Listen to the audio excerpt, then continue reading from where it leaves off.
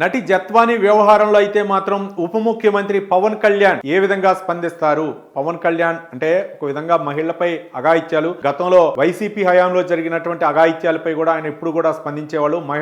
మహిళలకు ముఖ్యంగా భద్రత కల్పించాలి, మహిళల చదువులో రాణించాలా, ఒక పురుషుడు గనక చదువుకుంటే ఆ కుటుంబానికే ప్రయోజనం కలిగిద్ది, అదే ఒక మహిళ గనక చదువుకుంటే మాత్రం వ్యవస్థకే ప్రయోజనం కలిగిద్ది అని చెప్పేసి చాలా సందర్భాల్లో చెప్పారు.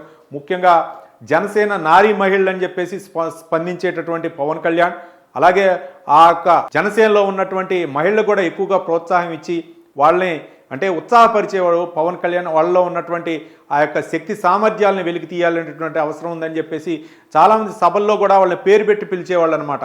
ఆ మహిళకి ఏదైనా అన్యాయం జరిగితే ఆమెకి ఈ విధంగా ఇట్లాంటి జరిగాయని చెప్పి అట్లాంటిది మరి పవన్ కళ్యాణ్ కూడా ఒకప్పుడు సినీ నటుడు, ఇప్పుడు కూడా కొన్ని షూటింగ్లో ఆయన ఉన్నాయి కాబట్టి మరి ఆయన సినీ నటుడు కాబట్టి ఒక నటికి జరిగినటువంటి అన్యాయం గురించి పవన్ కళ్యాణ్ ఏ విధంగా స్పందిస్తారనేదే అందరూ ఎదురు చూస్తున్నారు.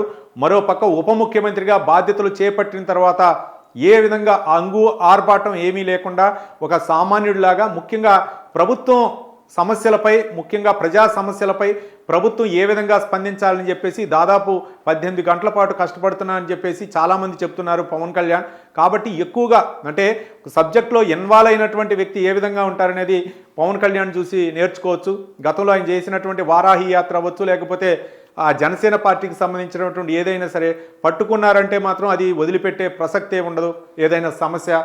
కాబట్టి ఇప్పుడు ఒక నటికి జరిగినటువంటి ఏదైతే అన్యాయం ఉందో గత వైసీపీ హయాంలో ఆయన ఉప ముఖ్యమంత్రిగా బాధ్యతలు స్వీకరించిన తర్వాత ఒక భారీ అలిగేషన్ 5 సంవత్సరాల క్రితం జరిగినటువంటి గత వైసీపీ హయాంలో జరిగినటువంటి ఈ నటి జత్వానికి సంబంధించినటువంటి వ్యవహారంలో పవన్ కళ్యాణ్ ఏ విధంగా స్పందిస్తారనేది అందరూ ఎదురు చూస్తున్నారు. ఒక మహిళకి ఎక్కడైనా అన్యాయం జరిగినా స్పందించేటటువంటి పవన్ కళ్యాణ్ అయితే మాత్రం ఆయన తీసుకునే చర్యలు అయితే మాత్రం తీవ్రంగా ఉంటాయి.